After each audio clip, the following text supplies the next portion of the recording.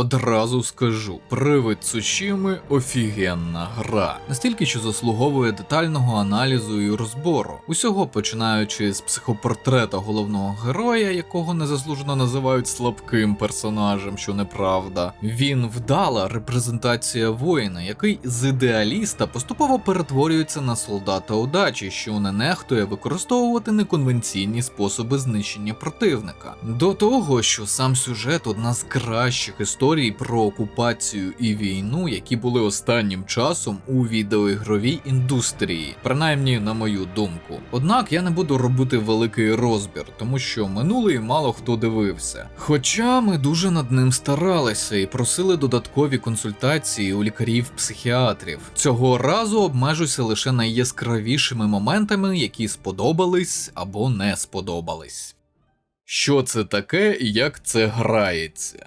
Пам'ятаєте, як весело було вперше грати в Far Cry 3 або Assassin's Creed 2? Так, це воно. Йдіть купуйте або чекайте перших знижок. Я, наприклад, стільки дофаміну від гри не отримував давно. Саме від геймплею, напевно, через це купляв усі Far Cry, включно з 5-м, і Асасинів аж до Вальгалли, сподіваючись повернути те відчуття продуманого відкритого світу, який не дає тобі нудьгувати. Ну, а потім ви знаєте, що сталося з Ubisoft. Так, звичайно, у нас ще залишилася якісна GTA. Коли там вийшла остання частина?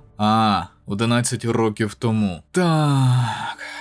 Привид Цушіми поверне вам те, що у вас забрали, змінивши це онлайн-магазином. Радість від дослідження світу. Коли ти натикаєшся на болотах на випадкового Роніна, який просто хоче дуелі. Або коли ти бачиш звичайну стійку з бамбука з міні-грою, яка підсилює твій дух воїна. А навігація. Вітер, що дме туди, куди треба йти. Ніяких маркерів, ніяких значків, компаса і всього цього, що засмічує екран. Цушіма, Джін, його вірний кінь і ви. Все. Звісно, ви досліджуєте острови не просто так, ви останній самурай. Так, майже як у тому фільмі з Томом Крузом. Насправді ні. А ваш дім окупований монголами, і це не прості окупанти, їх веде онук Чингісхана, а армія має чітку ієрархію. Вам доведеться багато вбивати та нищити цю саму армію супротивника, відрізати його від ліній постачання, палити тренувальні табори, знищувати лісозаготівлю, вирізати колаборантів тощо. Ви будете постійно битися. Дуже спрощено взагалі франшизи Ubisoft, які згадав і не згадував, Привид Division, і Привид Цушіми – це ігри про партизанщину. Боротьбу малими силами з противником, який переважає, де ви сточуєте армію тисячами порізів і чекаєте, поки кровотеча так сильно ослабить супротивника, що його можна буде подолати зібраними за цей час добровольцями та малою армією. Тому бойова система тут, сказати гарна, це нічого не сказати. Вона гармонійна для цього сеттингу і цього світу. У вас є широкий вибір інструментів для знищення супротивників, який відкривається поступово. Спочатку це банальна катана і танто, але пізніше буде так багато всього, що ви напевно будете плутатися, якщо гратимете малими сесіями з довгими перервами. 2 види луків, купа метальної зброї і приманок, духова трубка і купа видів стріл і дротиків. Додайте до цього легендарні прийоми, 4 стійки бою, і десь тут, якби не грав сам, подумав би, що це складно і не для мене. Але нагадую те, що казав раніше.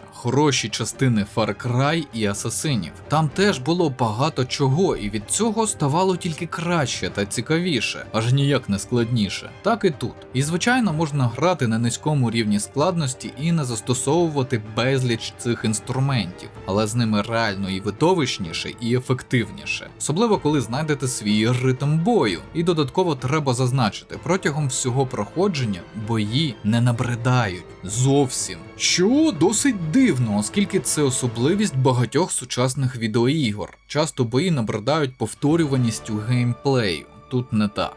Важливо, не йдіть у доповнення Остров Ікі одразу як воно відкрилося. Зробив цю помилку. Вороги там – це щось із чимось. Вони, так як і ви, змінюють бойові стійки, підлаштовуючись під вас. Їх багато, вони ще й на стероїдах від своїх шаманів. І головне, після них решта гри здається надлегкою, що потім б'є по атмосфері. Ну і ще можу додати, що нарешті мені хочеться використовувати скрадання не тому, що мене змушує це робити розробник, а тому, що його весело комбінувати з прямим боєм.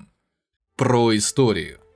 Напевно, історія – це найголовніше в цій грі, хоч багато хто так не вважає. Так, далі спойлери гри, якій майже 4 роки, я попередив. Зав'язку ви вже певно зрозуміли. Вторгнення великої армії Монголії на територію Цусіми, або Цушіми, і так кажуть, одного з японських островів. Наш протагоніст Джін Сакай, молодий голова невеликого клану феодалів-самураїв. Його і ще сотню чоловіків і збирає головний феодал Цушіми, щоб чинити опір силам вторгнення, лорд Чімура, який є дядьком Джіна. Прямолінійні самураї та інші сили виходять на двобій прямо із честю, де їх всіх рубають на салат. Джін чудом виживає, бо його витягує з поля бою крадійка Юна, сподіваючись, що він допоможе їй відбити в монголів її брата Коваля. А сам Джін сподівається зібрати хоч якесь військо для порятунку дядька. Сюжет гри передбачуваний, але саме в аспекті логічності. Якщо якийсь кволий, але хоробрий персонаж вирішить атакувати сильного супротивника, він помре, як і в нашому світі. Якщо персонаж буде дотримуватися застарілих традицій війни з підлим супротивником, чиї сили переважають, він програє. Якщо ви зустріли слизького персонажа, що займається криміналом, найімовірніше, при нагоді він ударить вам у спину, якщо йому це буде вигідно. Опортуністи будуть переходити на сторону сильного, щоб вижити, і будуть намагатися перейти знову, коли перевага переходить у руки інших. Це те, чого так не вистачає багатьом сюжетним іграм сьогодні. Логічності, побудови світу і поведінки персонажів. Їхній ріст або деградація під час подорожі історією. Наприклад, бачив чимало критики щодо протагоніста Джіна Сакая. Мовляв, він ні риба, ні м'ясо. Ходить, з усім погоджується, думає про своє. А як має поводити себе вцілілий молодший офіцер, який намагається назбирати з напівокупованого острова хоча б взвод воїнів, щоб поборотися із сильнішим противником? Звичайно, він буде робити все для всіх у межах розумного, звісно, щоб тільки завербувати їх. Людина недавно бачила, як сотню його побратимів безжально перемолола м'ясорубка монгольської армади. Усе, про що він реально думає, це звільнення його дядька, який старший у ієрархії, який, можливо, зможе придумати, як перемогти супротивника. Головне для Джіна те, що тоді йому не треба буде думати, бо він завжди був виконавцем, а не організатором, що видно з флешбеків його дитинства. І можливо я вас здивую, але є чимало офіцерів, сержантів, які думають так само на початку служби, а хтось таки залишається з цією установкою в голові всю кар'єру. Аби тільки не я був відповідальним. Усе що завгодно, будь-які навантаження, але не хочу бути головним.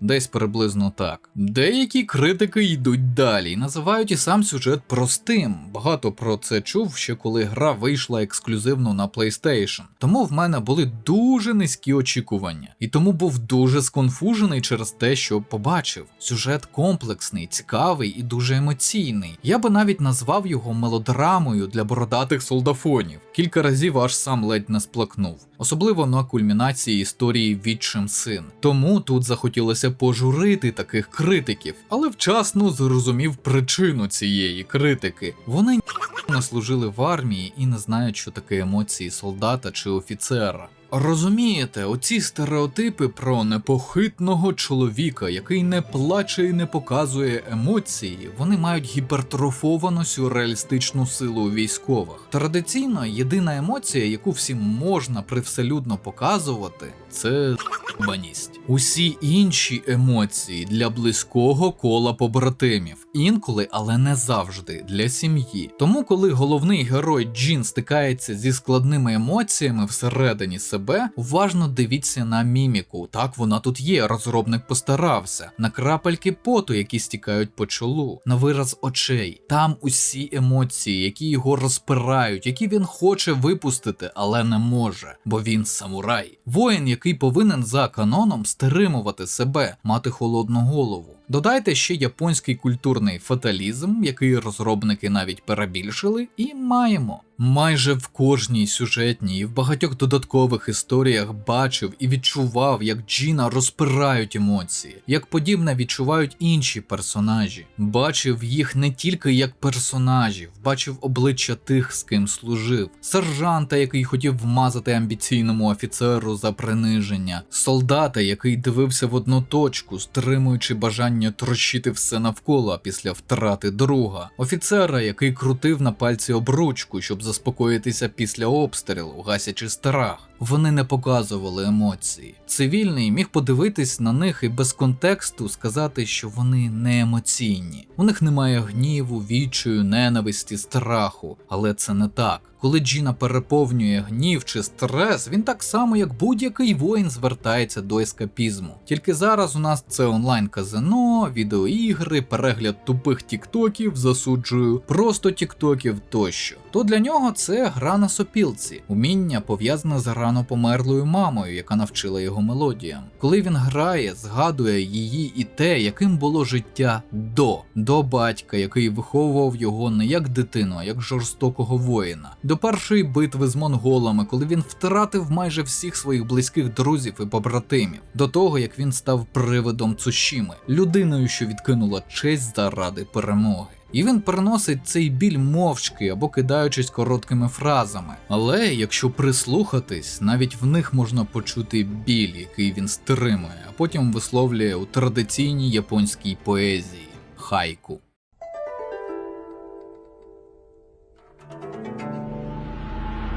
Ти все просрав сьогодні. Тепер поразку проаналізуй, і щоб не зганьбити душі предків, зроби сеппуку. Хоча, навіщо цю дурню робити? Ну а ганьба, а честь. А ну його хуям. Давай саке.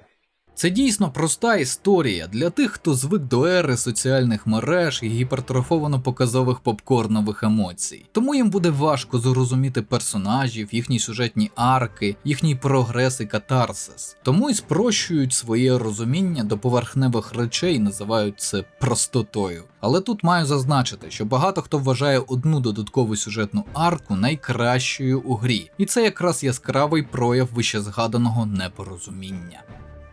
Горе і помста леді Адачі.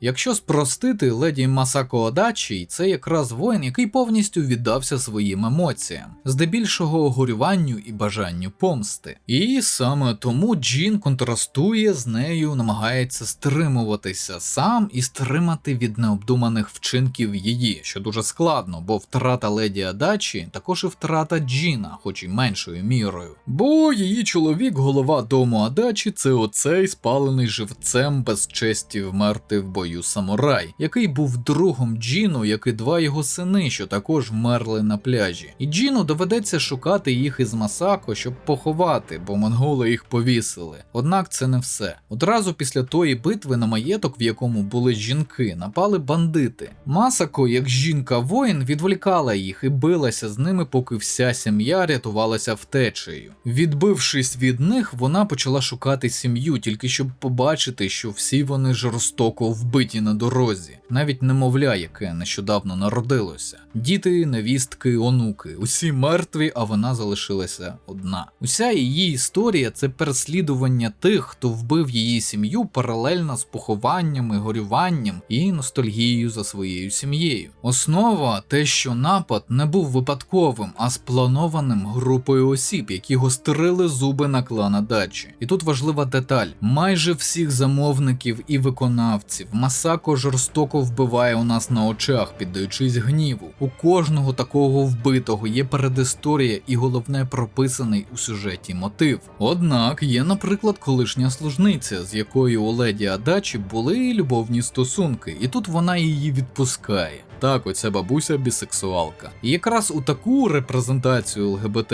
я вірю і схвалюю, бо її підкріплює гарний сюжет і гра акторів озвучки. Це не взялося ні звідки чи для галочки. Коли Джін це чує, у голосі Масако є тремтіння. Це була її таємниця. Сором витісняє гнів, бо це подружня зрада, а Масако дуже пишається своєю честю та честю свого клану. Леді Масако дуже крутий жіночий персонаж воїна, що віддався почуттям. Їй віриш. Тому багато хто вважає її чи не найкращим персонажем Цушіми. Однак, на мою думку, тільки тому, що вона більш відверто показує свої емоції, виплескуючи їх. Водночас інші персонажі все-таки ховають емоції за культурними і національними особливостями типу фаталізму, або за статусним воїнським станом, ніби як стоїцизм. Думаю, сценаристи розуміли, що не всі, особливо західні гравці, це зрозуміють, тому і зробили Масако такою емоційною, а головне надали цьому залізне сюжетне обґрунтування.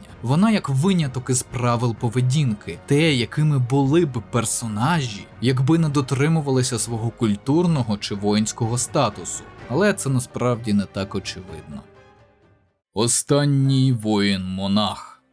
Спочатку історія Норіо мене дратувала. Дуже. Його ідеалістичні слова і дії, принципи та те, як він пояснює їх Джіну, який, що знов-таки дратувало, нормально їх сприймав і пояснював Норіо, наче малій дитині, що принципи на війні не завжди явище, за яке треба чіплятися. І тільки десь на середині шляху цієї арки завдань зрозумів, чому мене це так бісило. Норіо репрезентував цивільну людину, яка потрапила на війну і чіпляється за те, що пов'язує її з минулим мирним життям. Я був Норіо якихось 10 років тому, так само пристрасно аргументуючи свою позицію своєму командиру, контрактному офіцеру, який так само, як і Джін, ставився до моєї ідеалістичної позиції спокійно, намагаючись довести до моєї свідомості реальність війни. Ви можете сказати, що трохи перебільшую, мовляв, Норіо – воїн-монах, який тренувався зі зброєю велику частину свого життя, але не все так просто. Норіо передусім монах, людина віри і протогуманістичних цінностей, бо тоді гуманізму як такого ще не існувало, його підміняв буддизм, принаймні для Азії. І це притаманне цивільним. Більше часу він проводив за дебатами про природу світу та людського суспільства з братами-монахами, аніж на тренувальному майданчику. Про реальний бій навіть не говоримо, бо єдині, з ким воювали воїни-монахи – голодні бандити на дорогах. А в реальній сутичці з монголами вони навіть не нашкодили їм, були захоплені в полон, їх страчували один за одним. Жахи полону, перебування в темній ямі, з якої на катування і страту витягають його братів по вірі, досі переслідують Норіо. Що далі Норіо долучається до воєнних дій з Джіном, то більше його думки резонують з моїми на старті моєї служби в армії. Норіо каже, що минуле мирне життя до вторгнення наче відгомін, або ніби дитинство, яке важко згадати. Він починає розуміти, що матеріальне, навіть культурні надбання, його давній храм – ніщо порівнюючи з життям мирних людей. Що навіть коли війна закінчиться, він не зможе жити так, як колись, і, що більш важливо, повернутися до себе минулого. Бо та людина вмерла під тягарем того, що заподіяла йому війна, трансформувалася в іншу, нову особу, частина якої завжди буде сумувати, згадуючи себе з минулого. Взагалі не дуже приємно бачити себе у персонажі. І з іншого боку, це вміння сценариста зробити персонажа реалістичним, за що окрема вподобайка. Але не від всього серця, бо, повторюю, Норіо бісить мене своєю схожістю на мене в минулому. У фіналі його історії він нехтує своїми гуманістичними цінностями і віддається жазі помсти і бажанню знищити окупанта навіть ціною свого життя та життя інших. Бо всюду бачить, що більше воїн тримається своїх принципів честі, то більше окупант цим користується для знищення всього, що йому цінне. Важливим моментом історії Норіо є те, що він не отримує катарсису. І це, як не дивно, правильне рішення. Бо гра про війну аж ніяк не про мирний час після неї. А за моїм і моїх побратимів особистим досвідом психологічної реабілітації, ветеран, у минулому цивільна особа, знаходить сенс жити після армії тільки у мирному житті. Звичайно, таким катарсисом може і часто стає повернення в армію на контракт, що для людей, що не служили, не завжди зрозуміло. Однак це наша з вами реальність. Юна. Опортуністи на війні.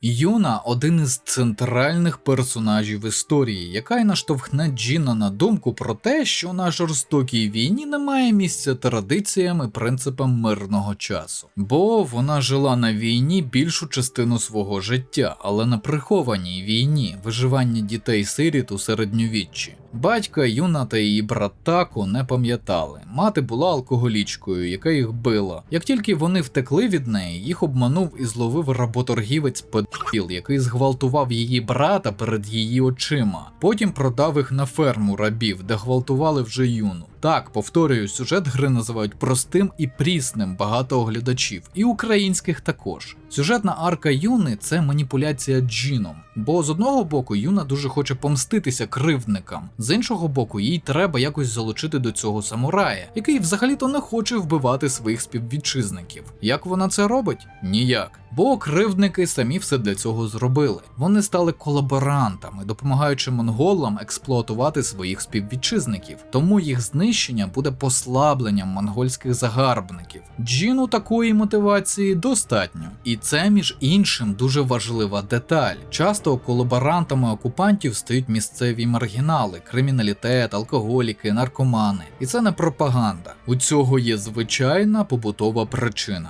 Окупантам потрібні такі люди для легітимізації своєї окупації, щоб показати місцевим, що от, ваш новий губернатор Сосальдо місцевий, а все інше то вже ваші проблеми. Це ж не ми його таким зробили. Колаборанту зі свого боку потрібна влада, яку він не мав до окупації. Він піднімається на вершину, не доклавши практично ніяких зусиль. Або, якщо говорити суто про маргіналів, вони були на соціальному дні, а тепер поважні особи. Арка Юни показує жахи війни, яких багато хто не бачить або ігнорує. Коли на війні прихована кримінальна частина суспільства стає сильнішою завдяки владі окупантів. Коли свої ж знищують цвіт нації і її майбутнє. Дітей і підлітків, нищать їх психіку, використовують їх як сексуальних і трудових рабів. І повірте, ви отримаєте дуже багато задоволення, винищуючи цих покидьків у грі. Аби ж це було так просто в реальності. Ішікава – батько-вчитель. Історію сенсея Ішікави можна назвати дуже просто. Офіцер-кар'єрист просрав своє життя на службу і тепер бідкається. Якщо без жартів, це хоч і не поширена, але проблема деяких чоловіків та й жінок в армії. У медицині таке також бачив. Кар'єра в армії та медицині державній – це жах і виснаження перші років 5-10, нарахуючи навчання у вищому навчальному закладі. Та й іноді потім, коли вже втрачаєш найефективніші роки, молодість із енергією. Їх, звичайно, компенсує досвід, але від цього не легше. Ті ж, хто активно відволікається на створення сім'ї, соціальних контактів поза роботою, ризикують втратити шанси піднятися на вершину, де маячить або звання генерала, або крісло головного лікаря. Водночас, інколи самі кар'єристи, коли нарешті досягають бажаного, можуть жалкувати, що обрали саме такий шлях. Сенсей Ішікава – самурай, майстер шляху стрільця з лука, якраз приклад такої людини. Він виховав безліч хороших стрільців, отримав визнання феодалів і статус самурая. Його поважають і бояться навіть самураї із шляхетних кланів із давньою історією. Але сенсей жалкує, що в нього не було сім'ї. Отут ремарка. Привид Цушіми – одна з найкраще оцінених західних ігор у Японії. Знаєте чому? Тому що розробники і сценаристи поважали культури країни, про яку робили гру. Тому, наприклад, наприклад, у грі є давня традиція японських успішних сімей, а саме усиновлення чи вдочеріння успішного учня-учениці. Якщо у наш час японець-бізнесмен не бачить у своєму рідному біологічному синові чи доньці претендента на спадок, чи не має дітей, чи хоче передати бізнес не доньці, а зятю, він усиновляє, наприклад, свого найуспішнішого менеджера. Так, 60-річний може усиновити 40-річного, наприклад, і це вважається нормою, бо ця традиція тягнеться із самурайської ери. На цьому і побудована історія Ішікави, який захотів вдочерити селянку Томое, яка виявилася природженим генієм у володінні луком. Але до фінальної пропозиції вдочеріння Томое робить помилку, порушує кодекс самурая, використовує те, чого її навчив сенсей, для співробітництва з бандою вбивць, для збагачення. Він, як заповідає кодекс честі, намагався вбити свою ученицю, але та змогла втекти, і пізніше почала вчити монголів, як воювати проти самураїв, які віддають перевагу луку, а не катані. Переслідування Ішікавою Томое стає справжньою битвою геніїв, з іграми розуму, планування на декілька кроків вперед, засідками, високими ставками, по типу переслідувати супротивника чи зупинити його прибічників, які вбивають мирняк. Протягом всього шляху Джіну та її гравцю так і не зрозуміло, чи готова була Томое вбити Ішікаву, який хоча б неформально, але став для неї батьком. Чи Ішікава вбив би Томое, бо вона єдина, хто став йому такою близькою, що він розповів їй усі свої секрети, бажання і розчарування в житті. Катарсисом стає те, що Томое таки виправляє свої помилки і тікає на кораблі від Ішікави, у листі пообіцявши йому ніколи не використовувати шлях стрільця, як навичку, якої її навчив сенсей. А Ішікава, який хоч і мав можливість вистрілити з берега і влучити в неї, вважає обіцянку достатньою підставою залишити це в минулому. Ну і діалоги в цій історії, де Ішікава погрожує Джіну, щоб той не став таким, як Томое, це еталонне борчання діда-сержанта в учебці на молодих солдатів. Задоволення це слухати не описати. Боротьба з демонами минулого.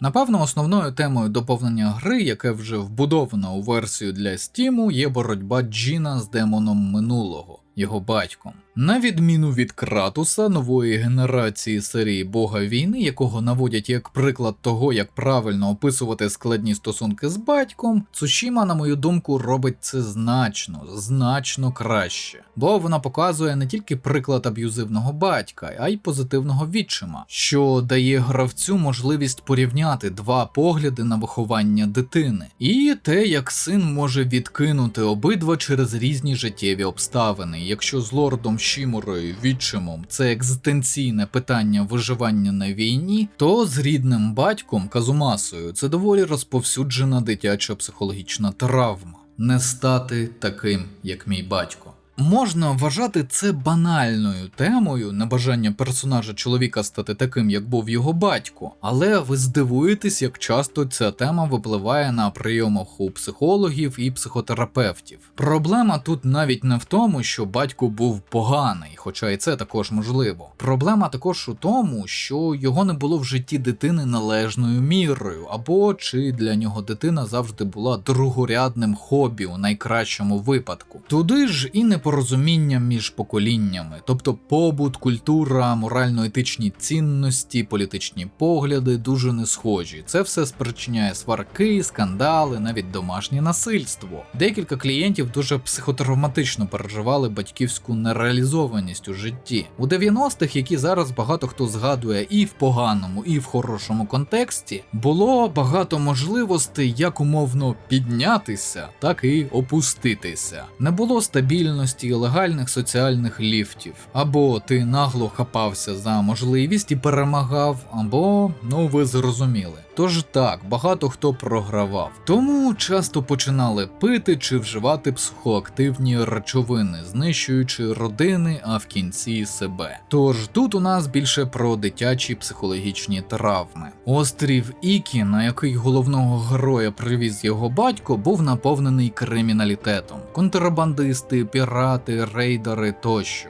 Там Казумаса за наказом Шьогуната виконував каральну операцію – знищення активних злочинців. Але проблема була в тому, що Казумаса не дивився на втрати серед цивільного населення, настільки, що його назвали «м'ясник». Його, як і будь-якого самурая, поза очі ненавидили всі місцеві. Одного разу Казумаса і Джін потрапили в засідку, і тоді на очах ще малолітнього сина його батька забили, наче тварину. Ця психотравма така сильна, що Джін буде переживати її ще довго. До того ж, у його голові є конфлікт. З одного боку, Джіна все життя виховували у повазі до його батька Казумаси. Ставили батька за приклад, коли той був живий і навіть після його смерті. Для сина це недосяжний ідеал. З іншого боку, він бачив злочини батька, те, як він жорстоко ставився до нього, вимагав від сина бути воїном і наплакати за померлою матір'ю. Пікантності додає сюжетна арка Юріко, няньки Джіна, з якою втішав свою втрату дружини Казумаса, не дозволяючи такої розкоші, як горювання своєму сину. Про це Юріко в дементному стані сама розкаже Джіну у своїй короткій, але дуже красивій частині сюжету. Тобто у Джіна когнітивний дисонанс. Батько для нього одночасно святий, за якого треба помститися, і погана людина, за якою в принципі не треба тужити, бо він сам накликав на себе свою долю, і це розриває його. Але саме собою це нічого, бо на острові Ікі верховодить ватажок окупаційних військ Орел, шаманка, що труїть людей отрутою, яка спричиняє тривалі галюцинації та органічне ураження мозку через інтоксикацію. Тих, хто витримує іспит отрутою, Орел вербує як нових шаманів у своє військо, але це не головне. Під час перших галюцинацій Орел чи інші шамани проводять таку собі психотерапію. Вони витягують інформацію про найбільш травматичний психологічний досвід жертви. Потім нашіптують його їй, поки він не стане маячною ідеєю інтоксикаційного психозу, щоб жертва далі сама мучила себе цією психотравматичною ситуацією знову і знову.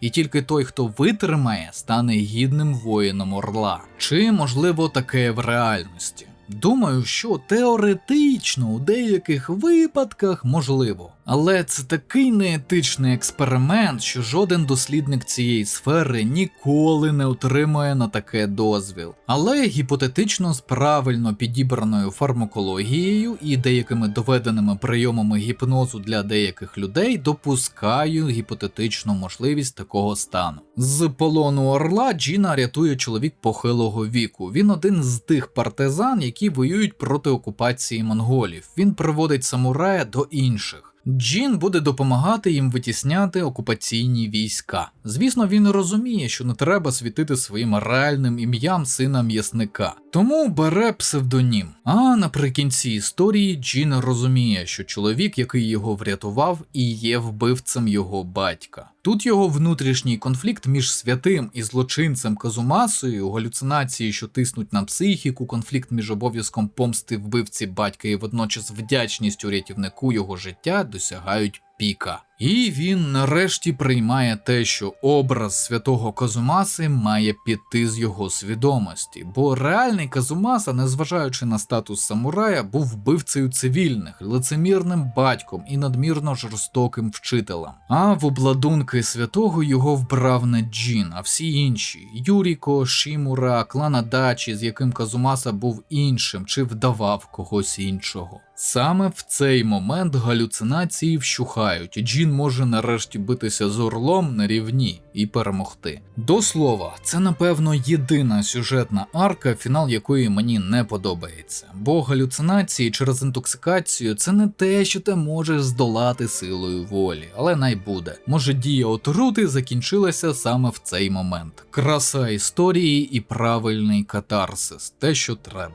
Ще зазначу, як гарно з поганими спогадами про батька резонують гарні спогади про матір. Бо велика кількість побічної активності на острові – медитація через гру на сопілці, якої Джіна навчила мати. Це мала деталь, але як комплексно вона впливає на розуміння, що самурай не надумав собі щось у голові, а в нього був реальний приклад гарного материнського виховання, щоб розуміти різницю і порівнювати і ставлення Казумаси до нього, і позитивний вплив дядька Шімури.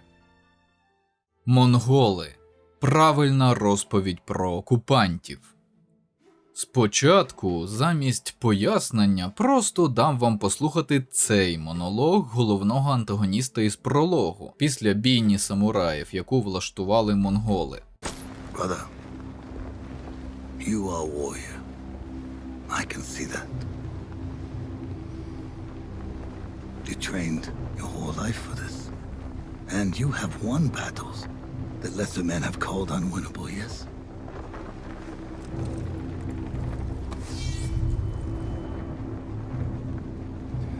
But while you were sharpening your sword, do you know how I prepared for today?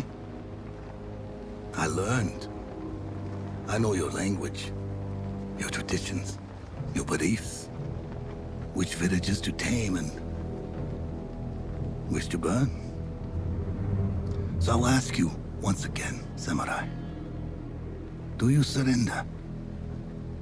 Вам це нічого не нагадує? Перше, що робить Хотун-хан, каже «брате», звичайно, не в сенсі етносу, а в плані воїн, феодал. Бо дійсно, феодали різних країн у давнину мали більше спільного між собою, ніж з нижчими станами, селянами, наприклад. Історична довідка. Весна народів, коли в етносів буде прокидатися самоусвідомлення, бажання створювати національні держави, почнеться лише у 19 столітті. Але тут важливо саме оце звернення «брате». Це ідеальний початок пропагандистської обробки супротивника. Саме тому росіяни дуже популяризували міф про триєдиний слов'янський народ, аби викликати хоч якусь емпатію до себе у противника, знизити його вороже ставлення, взяти під сумнів важливість опору. Ми ж однакові, чи важливо під якою владою жити? На жаль, комусь вистачає навіть цього, щоб здатися. Однак хан йде далі. Він додає у свою промову повагу, як до рівного, з чим дуже помилилися, наприклад, росіяни з їх Київ за 3 дні. Бо почути від сильного ворога повагу, визнання – це ще один рівень впливу пропаганди, укріплення зв'язку окупанта і захисника, потім визнання інших чеснот, військової звитяги. А от далі після пряника йде батіг. Хан каже, що поки самураї точили мечі, він вчився їхній мові, тактиці, філософії. Він знає про них усе. Йде пряма погроза. Я знаю, які ваші села палити, а які підкорювати. Тейм, до речі, в англійській позначає не тільки підкорення, а й приручення, удомашнення. Хан показує, що шансів на перемогу й не було, і немає в Японії загалом. Йому просто треба повторювати те, що він зробив на берегах Цушіми з усім щогунатом.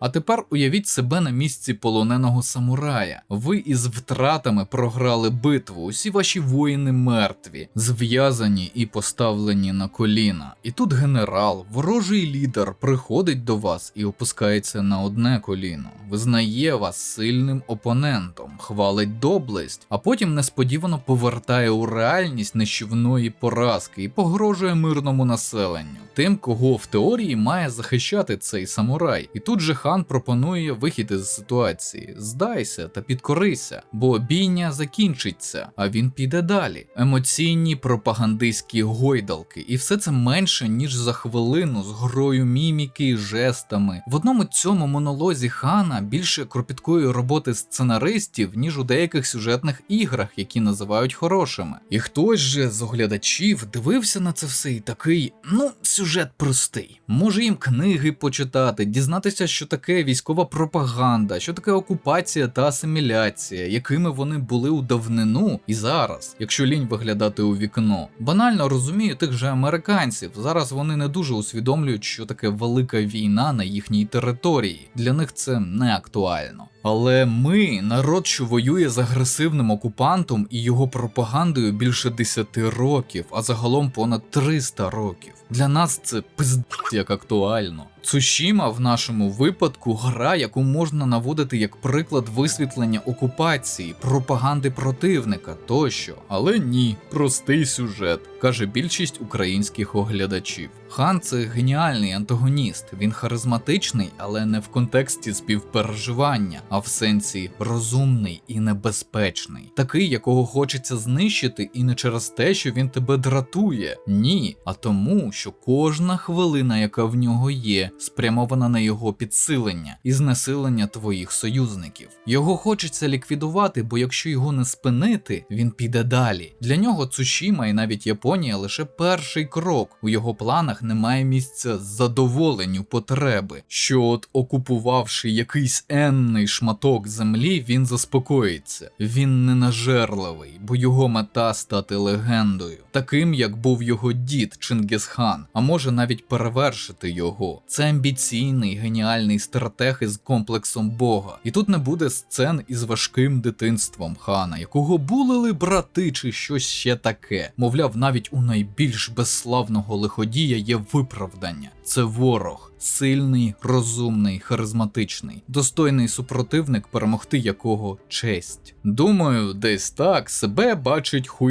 у своїй свідомості, але йому до Хотунхана дуже далеко. Бо хан все-таки насамперед воїн, а хуйо КГБшна бюрократична міль. Хитра, але міль, якій пощастило з росіянами у підпорядкуванні. При тому в Хотунхана дуже мало, так би мовити, ефірного часу в грі, однак кожна його поява – це описи з методички військової пропаганди нашого часу. Розколоти опір на малі групи і посварити їх, змусити противника сумніватися у своїх силах і методах, дати йому вибір, якого насправді немає, де один із варіантів – підкорення, надто заманливий, нівелювати підтримку місцевого населення через колаборантів, розповсюджувати інформацію, що бандери, тобто самураї, роблять геноцид свого народу, а не захищають його. І ви знайдете все це в грі у формі історій, завдань, випадкових зустрічей, перешіптувань селян у вас за спиною тощо. До цієї ж розмови треба згадати Рюдзо, командира солом'яних капелюхів, вільнонайманих ронінів, бо те, як його навернув хан, це просто зіграна як по нотах ситуація з Донбасом у 2014 році. Знищити процвітаючий регіон, у якому зарплати вище в 2-3 рази, ніж в інших областях країни. Купа дотацій, перетворити його на спустошений жах, а потім подачками, шантажем, маніпуляціями, примусом змусити населення воювати проти своїх. Тут же відмінність у тому, що ронінів заморили голодом.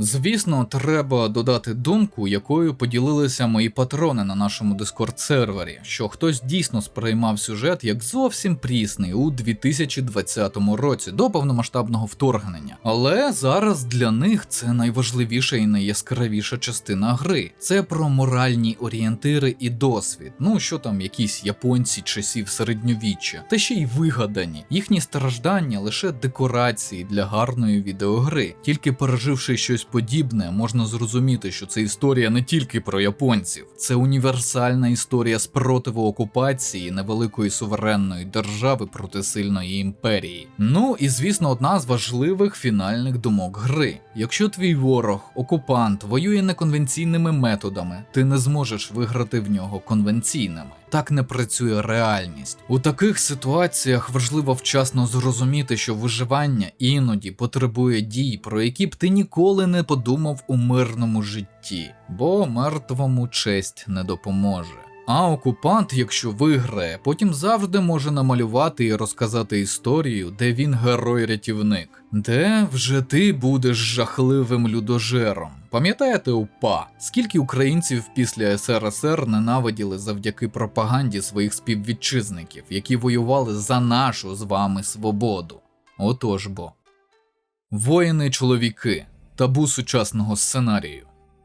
Джін не такий дурний чи некмітливий персонаж, як дехто вважає. Наприклад, сюжетний твіст передостанньої місії Ішікави. З перших хвилин розумів, що дівчина обманює самурая, щоб більше дізнатись про нього. Але і Джін це розумів. Загалом у цьому ланцюжку завдань є такі собі ігри розуму між Ішікавою і Томоє. Їхній танок суперництва, полювання одне на одного і виживання. І в цій драмі Джін голос розуму, арбітер, хоча видно, як йому це, скажімо так, не подобається. Він розуміє, що сенсей не хоче вбивати Томоє. Розуміє, що це ймовірно не завершиться нічим. Тому і питає сенсея, чи він здатний вбити свою колишню ученицю. І коли Ішікава переходить на емоції, видно, що він бундючиться. Бо він сам ще не відповів собі на запитання, чи здатний він вбити ту, кого майже вдочерив. Джін це все бачить не тільки в цій конкретній сюжетній арці. Він розумний, поміркований, тільки з деякими іншими персонажами, що знають його з дитинства, як Рюдзо чи його дядько, він може розслабитися, зняти маску непохитного стоїчного воїна і піддатись страху, переживанням чи радості. І саме цей контраст взагалі дозволяє нам дізнатися про його маску. Ну і доповнення, коли він, наприклад, під час історії про батька і його коня перериває оповідача і кричить: «Брехня, я був там, усе було не так». Однак велика проблема Джіна – такі персонажі більше не популярні в сучасній мейнстрім культурі, як і, наприклад, Дікон із Days Gone. Єдине, у чому Джіну пощастило, у тому, що він азіат, тому воук-активісти не закенселять його як нудного білого чоловіка середнього віку. У нас стає все менше ігор, які показують звичайних чоловіків, які проживають якесь лайно. Війну, психотравми, катаклізми тощо. Пам'ятаєте, колись чоловіча версія Шепарда з Mass Effect стала культовим персонажем? Так, ось цей білий бритий качок із космічного ССО N7, який також репрезентує такого собі офіцера контррозвідки Спектра, тобто ще й розумний. Бо тільки такий персонаж міг витримати все, що в нього кидали сценаристи. Уявіть, що гра з таким головним героєм виходить зараз. Якісна гра, з гарним сюжетом, цікавим геймплеєм. Тоді, у 2007 році, журналісти прославляли гру. Сьогодні вони б змішали її з болотом.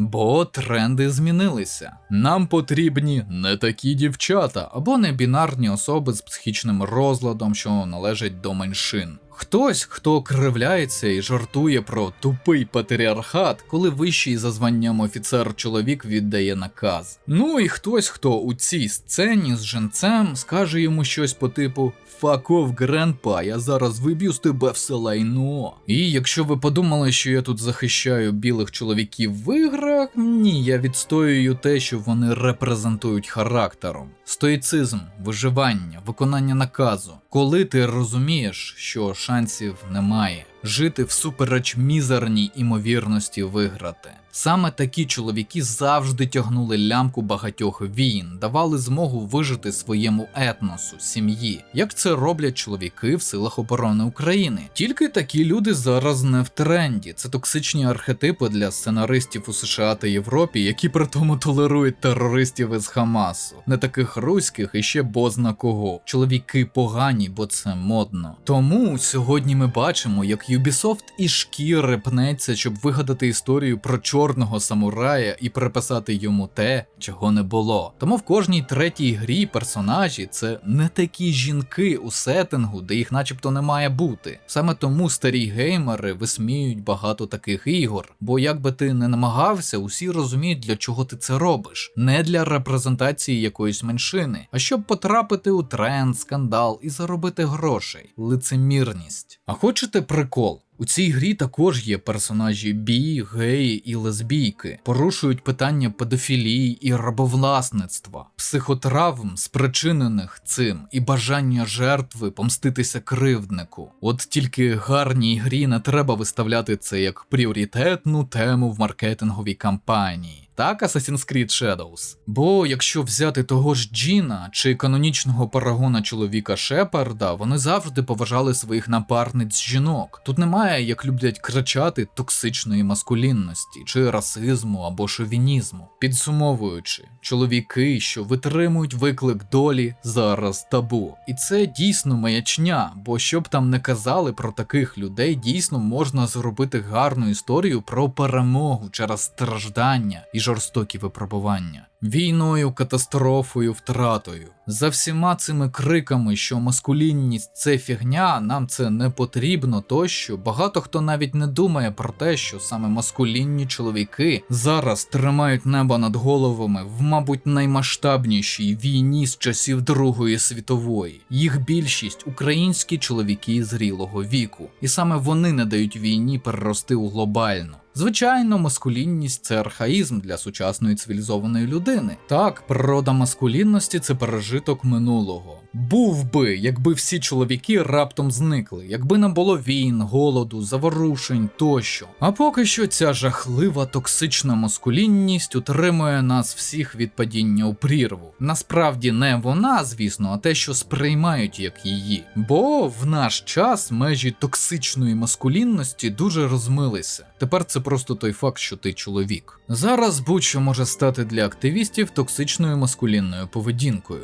На жаль, це позначилося на одних із найважливіших, на мою думку, персонажах у мас-культурі. Розумних чоловіках-воїнах, які долають перешкоди, які їм підкидає історія. Які показують емоції тільки з близькими чи переживають їх у свідомості. Саме такі історії викарбовують у свідомості девіз «Не здавайся, йди вперед». Взагалі хочеться якогось куратора на стімі чи розділ жанру з назвою «Мужики роблять те, що потрібно і коли це потрібно». І моя вам порада, якщо хочете якісний Assassin's Creed, пограйте у Привида Цушіми. Ubisoft з їхнім Ясуке з велетенською імовірністю не зможе згенерувати вам і половини тих емоцій і рефлексій, якими проведе вас Джін Сакай. Особливо, якщо ви чоловік, служили або служите в армії, маєте непрості стосунки з батьком. Про погане. У самій грі ви нічого критичного не знайдете. Періодично наштовхувався на 2 баги. Не відзивалася кнопка під час стендофу, коли гра переходила у міні-катсцену, через що програвав. Цей баг відомий, і його скоро начебто виправлять. Або вже поправили на момент виходу цього відео. Його також можна вирішити простим способом. Фіксація FPS на 60 чи 90 кадрів. Другий баг – обличчя монголів ставали чорними, а зброя кольору веселки. Побачите це на футажах. Можливо, ви подумали, що це вбудований ЛГБТ і БЛМ мод, але ні, це баги. Теж, думаю, пофіксять. А от що жахливо, ми вже про це говорили, прив'язка гравців до PSN, який нікому не всрався. Але це тільки для онлайн-компонента Legends. Для одиночної гри це не потрібно. Що весело, модери майже зразу знайшли спосіб, як грати онлайн без PSN. Тобто всі розмови про необхідність – нагла брехня. Водночас Sony збільшують вікно Овертона, і вже в наступному релізі їхньої великої гри у Steam є обов'язковий логін у PSN в God of War Ragnarok.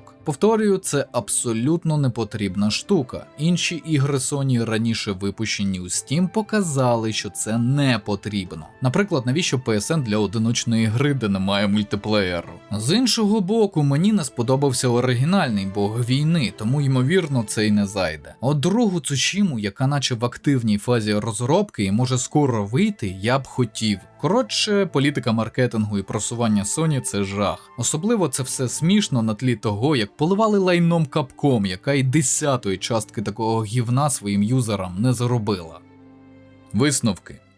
Насправді переживаю за азійський відеоігровий сектор, бо вони чи не єдині, хто зараз тримає якість і не піддається сучасним трендам. Вони порушують теми, які зараз не дуже популярні чи навіть токсичні на заході, але які були і є важливими для висвітлення. Вони ігнорують тренди і роблять все так, як треба для цілісності та логічності історії. І я тут не про Привида Цушіми. Його робили американці. Тут сценаристи могли дозволити собі робити історію адекватною, тому що вона про Японію і ніхто нічого не скаже про білих чоловіків. Але ми вже знаємо, що адженда змінилася. І в наш 2024 рік японці вже білі, принаймні для деяких woke-активістів. Незважаючи на вал портів із PlayStation, мені хочеться грати та перепроходити саме для себе, не для оглядів чи аналізу. Тільки 2. Це Привид Цушіми і Days Gone. Незважаючи на те, що західні журналісти охрестили їх нудними, особливо другу, сюжетно простими і прісними, для мене усе навпаки. навпаки, це дорослі історії, це про труднощі реальних життєвих проблем, а не сотні вигаданих сучасними активістами на кшталт Грети Тунберг, які не бачили ні важкої праці, ні злиднів. Це не для тих, хто хоче комунізму, в якому ні вони, ні їхні батьки, діди і прадіди ніколи не жили, і до слова навряд чи будуть жити. А на цьому будемо завершувати. Нагадую, у нас є Discord-сервер для платних підписників від $1, де періодично граємо в кооперативні ігри, спілкуємося на різні теми, від психології до IT. А також для підписників рівня офіцер вже є десятки годин подкастів про війну, мілітарку, військову психологію, психіатрію, загальний стан медицини в Україні, де я жартую дідівські жарти про МПЗ і бюрократію в армії. Доєднуйтеся. Канал вашої нібіріанської ящерки також можна підтримати за посиланнями в описі. На вибір 2 варіанти на ваш смак – Patreon і Buy Me a Coffee. Потім розрахуюся з вами класичними матеріалами про кризову і військову психологію з оглядами та розборами відеоігр, звичайно українською. Нагадую, що всі патрони можуть поставити питання у коментарях під відео на платформах підтримки та в особистих повідомленнях. Ці питання обов'язково побачу і відповім у межах своєї компетенції. А ці поважні пані та пани вже підтримали канал. Шана та дяка. Особлива подяка. Янгел-охоронець Володимир Іващенко. Генерали Ярослав Крохмальний, Тарат CISO, Олександр Філоненко, Дмитро Грінко. Комбриги Саша Слюсаренко, Олександр Спрат, VCR, Борис Ромбульт. Полковники Акмаль Бафоєв, Олександр, Андрій Ворон, Антон Доценко, Каптан Хофман, Дарт Некіт, Діма Швець, Дмитро Шевченко, Дмитро Воротняк, Дранк Кет, Ексвайлер, Гігілез, Ігор Боднар, Локсерро, Микола Швед, НГ Арістарх, Олександр Гончарук, Олексій Федусенко, Паразитікс, Пріма, Сер, Скавен, Вася 96, Ukrainian Smuggler, Ксеноморф Принцес, Андрій Дичок, Артем Тімченко, Богдан Старовойт, Дмитро Куліш, Дмитро Станішевський, Ірія Алія, Павел Ярмоленко, Ігор Тоцький, 33 шальних узбека, Граніт, Консортов Кадара, волонтери Олексій Антоненко, Алтріо, Андрій Орел, Арзтім, Клерк, Денис Дудко, Ервін, Флешкілер, Фукват, Гендальф Суперстар, Хантеріан, Кирил Мартищенко, Логанс, Меткузя, Містер Кроу, Ніколас Дав, Оусі, Олександр Бойко, Олексій Юшків, Роман Литвиненко, Рокс Ейха, Сергій Нікітін, Сергій Хакон, Віталій Дзюба, Владислав Афонін, Юрій Демон 4, Артем Гринько, Лев Кропивницький, Святослав Жеребний, Тимур Кім, Хорунджий, Іванна Баглай. Підтримуйте україномовний YouTube. Вірте в ЗСУ.